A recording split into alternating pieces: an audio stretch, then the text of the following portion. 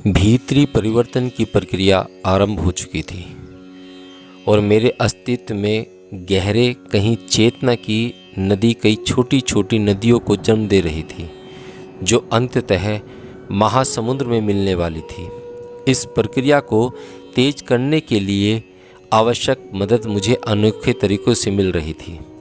यदि मुझे योगाभ्यास या दर्शन के गहरे सूक्ष्म विचारों को समझने की आवश्यकता होती तो ऐसी पुस्तकें मुझे जादुई रूप से मिल जाती। इसमें ठीक उन्हीं प्रश्नों की चर्चा होती। बड़ा होने पर जब मुझे अपने आप घूमने घामने की अनुमति मिलने लगी तो मैं त्रिवेंद्रम के सार्वजनिक ग्रंथालय जाने लगा।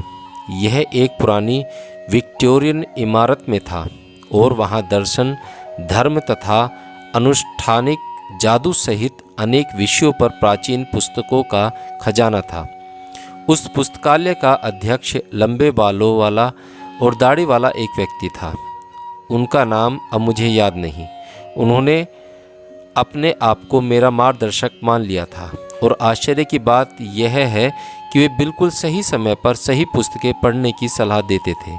इस तरह मैंने स्वामी विवेकानंद का संपूर्ण साहित्य, Ramakrishna Paramahamsa, the Jauhar, the Upanishad, the Bhagavad Gita, Greek दार्शनिक अरस्तु, प्लाटो तथा अन्य अनेक पुस्तकों को पढ़ा।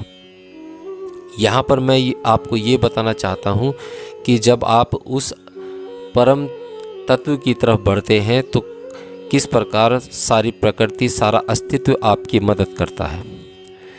दो घटनाएं इतनी विचित्र थी कि मैं उन्हें केवल संयोग मानने को तैयार नहीं था। एक सुबह मैं ब्रिटिश काउंसिल पुस्तकालय गया, जो मेरे घर से बहुत दूर नहीं थी।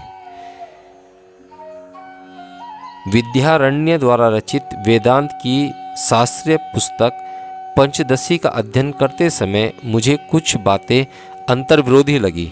मैं पुस्तकालय में कुछ ऐसा ढूंढने जा रहा था जो मेरी शंका दूर कर सके। मैंने पुस्तकालय के दर्शन विभाग में पुस्तकें ढूंढी, लेकिन कुछ विशेष न कर पा सका। तभी मैंने नीचे के शेल्फ पर डॉक्टर राधाकृष्णन द्वारा अनुवादित और उनकी टीका सहित उपनिषदों की एक पुस्तक देखी। मैं उसे निकालने को झुका और ठीक उसी समय ऊपरी शेल्फ से 3 पुस्तकें मेरी गर्दन पर आ गिरी। मैंने अपनी गर्दन मलते हुए उन्हें उठाया, जिनमें से एक थी हक्सले की द पेरेनियल फिलॉसफी ऑफ और 2 जे कृष्णमूर्ति की द कमेंट्रीज ऑन लिविंग। यह मेरा कृष्णमूर्ति से पहला परिचय था।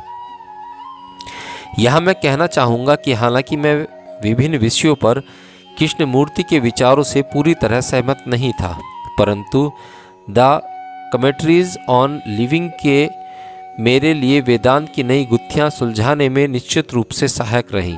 लेकिन मैं यह बिल्कुल नहीं समझ पाया कि वे पुस्तकें मेरे ऊपर गिरी कैसे, क्योंकि मेरे अलावा कोई और बुक शेल्फ के पास नहीं था। दूसरी घटना तो उससे भी अधिक आश्चर्यजनक थी।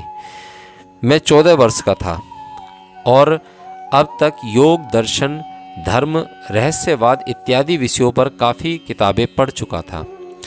सीने के मध्य में प्रकट होने वाले प्रकाश पर अपने आप लग जाने वाला ध्यान भी लगातार चालू था। लेकिन मैं कुछ गंभीर समस्याओं का सामना कर रहा था। विभिन्न गुरु और विभिन्न ग्रंथ हृदय चक्र को विभिन्न विभिन्न स्थानों पर बतलाते थे। रमण महर्षि का कहना था कि हृदय चक्र सीने के दाहिने तरफ था। कृष्णपंथी और राम कृष्ण परमहंस बताते थे कि हृदय चक्र सीने के बाईं तरफ वास्तविक हृदय के पास था। हठ योग, प्रदीपिका सहित योग शास्त्र के ग्रंथ हृदय चक्र का स्थान सीने के मध्य में मानते थे और इसे अनाहत चक्र कहते थे। हैरानी की बात यह थी कि रमण महर्षि और रामकृष्ण जैसे धुरंधर, जो अपनी समझ में व्यक्तिगत रूप से महानतम आध्यात्मिक ऊंचाइयों को छू चुके थे, एक महत्वपूर्ण आत्मिक केंद्र के स्थान के विषय में एक दूसरे से विपरीत बात कह रहे थे। अगर एक सही थे तो दूसरे गलत। मुझे तो इन केंद्रों के बारे में ही गंभीर संदेह होने लगा था। कहीं यह सब कोरी कल्पना तो नहीं थी, मेरी भी और बाकी लोगों की भी। मैं समझता हूँ मेरी आध्यात्मिक यात्रा में यह पहला गंभीर संकट था। मैंने निर्णय लिया कि मुझे जल्दी ही उबर जाना चाहिए और उसके लिए मैंने एक योजना बनाई। तब तक मेरे ट्यूशन टीचर श्री रामास्वामी हमारे घर से काफ़ी दूर मनकाड़ में रहने लगे थे, अतः मैंने उनके यहाँ जाना बंद कर दिया था। हमारे स्कूल में पढ़ने वाले उनके साले से मैंने एक दिन कहा कि गणित की किसी समस्या के विषय में मैं श्री रामास्वामी से मिलना चाहता हूँ। घर जाकर मैंने अपने माता पिता से भी यही बात कही। अगला दिन रविवार था, सो मैंने यह भी कह दिया कि अगर देर हो गई तो मैं वहीं सो जाऊंगा और अगले दिन वापस आ जाऊंगा। यह पहली बार थी जब मैं अपने घर से बाहर रात बिताने जा रहा था। शुरू में कुछ चिंता जताने के बाद मेरी माँ मान गई। वास्तव में रेखा गणित की एक समस्या थी जो मैं जानता था कि श्री रामास्वामी की सहायता से ही सुलझाई जा सकती थी, परंतु यह केवल आधा सच था। बाकी आधा सच यह था कि मनकांड में श्री राधा स्वामी के घर से थोड़ी ही दूर एक निर्जन वन था जिसे समाधि तोट्टम कहा जाता था। मेरी योजना थी कि मैं ट्यूशन समाप्त कर उनसे यह कह दूंगा कि मैं अपने घर जा रहा हूँ, परंतु असल में मैं रात समाधि तोट्टम पर बिताना चाहता था। उस रात के अपने साहसिक कारनामों के बारे में बताने से पहले मैं आपको समाधि तोट्टम के बारे में कुछ बताना चाहूँगा।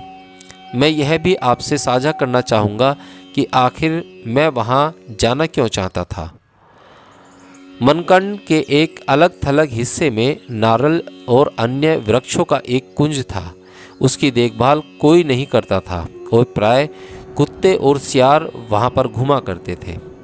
यहाँ एक प्राचीन वट वृक्ष के नीचे त्रिवेंद्रम के महाराजा इलियम तिरुनाल के शासनकाल में रहने वाले एक महान योगी रामदास स्वामी की समाधि है।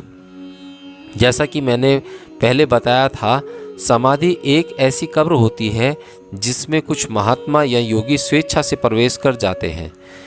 जीव समाधि तो और भी विशेष होती है। एक खोदे गए गड्ढे में योगी अपने आप जाकर बुद्ध मुद्रा में बैठ जाते हैं और अपने शिष्यों को गड्ढा पाट देने का निर्देश दे देते हैं।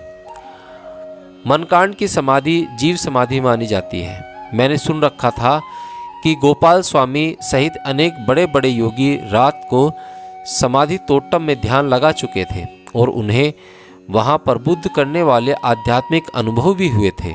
मैं भी वही करना चाहता था। शायद मेरे संदेहों का समाधान हो जाए। जाहिर है मैंने समाधि तोट्टम जाने के बारे में न तो अपने घर में किसी को बताया और न ही ट्यूशन अध्यापक को। मैं एक बस में चढ़ गया और ईस्ट फोर्ड बस अड्डे पर उतर गया। वहाँ से पैदल चलकर मैं श्री रामास्वामी के घर लगभग 7 बजे पहुँच गया। ट्यूशन समाप्त होने तक 8 बज चुके थे। श्री रामास्वामी के घर वालों ने काफ़ी जोर डाला कि मैं रात में उनके यहीं रह जाऊं, लेकिन मैंने कहा कि मुझे वापस जाने के लिए बस मिल जाएगी और किसी तरह उनके यहाँ से निकल आया। मैं आश्वस्त था कि श्री रामास्वामी के घर में फ़ोन नहीं था और मेरे माता पिता को यह पता चलने वाला नहीं था कि मैंने रात उनके यहाँ नहीं बिताई थी। अचानक मुझे मेरा दोस्त मार्तंड पिल्लई मिल गया और कुछ दूर तक मेरे साथ चला, लेकिन मैं किसी तरह से उससे छुटकारा पाकर अकेला ही समाधि तोट्टम की तरफ बढ़ चला। 1-2 जगह रास्ता पूछते हुए मैं समाधि तक पहुंच गया।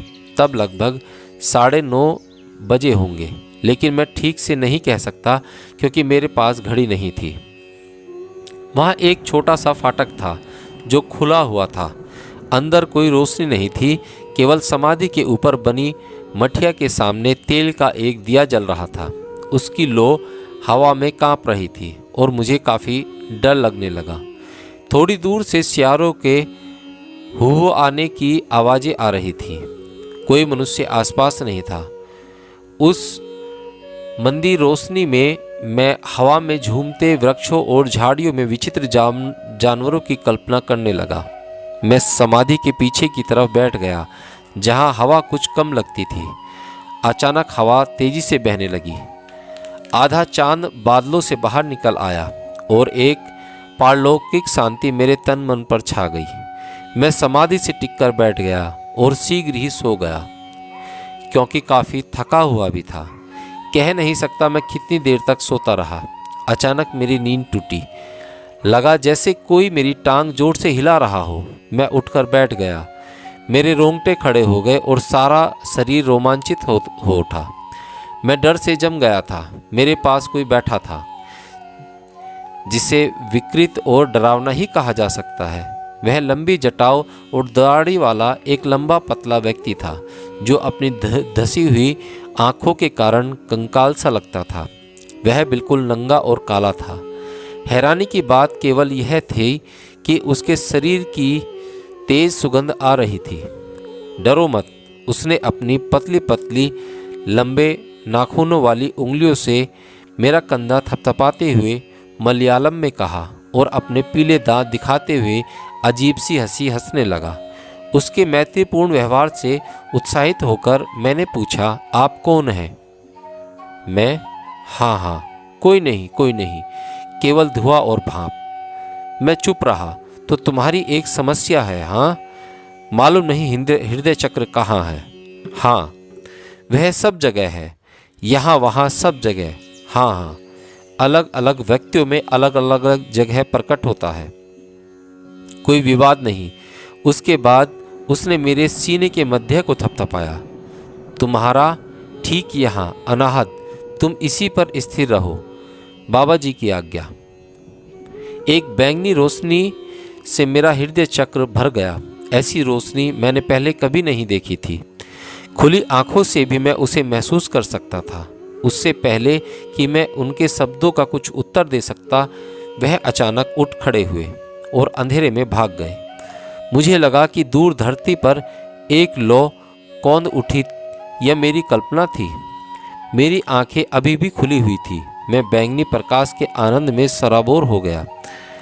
अब कहीं कोई डर नहीं था। धीरे धीरे भोर ने रात के अंधेरे को मिटा दिया। उसके साथ ही बैंगनी प्रकाश भी लिप्तप्राय हो गया। मैं उठ खड़ा हुआ। कहीं कोई दिखाई नहीं दे रहा था। मैं लगभग 3 किलोमीटर पैदल चला। सौभाग्य से मुझे एक बस मिल गई। इमली के पेड़ वाले बस स्टॉप पर उतरकर मैं घर पहुंच गया। मेरी माँ के सिवा किसी ने कोई सवाल नहीं पूछे। ट्यूशन कैसा रहा? ठीक, मैंने कहा। अब जाकर नहा लो और नाश्ता करो। मैंने उत्पम और आलू की सब्जी बनाई। नाश्ता करते समय मेरे मन में रात के एडवेंचर में की बात चल रही थी।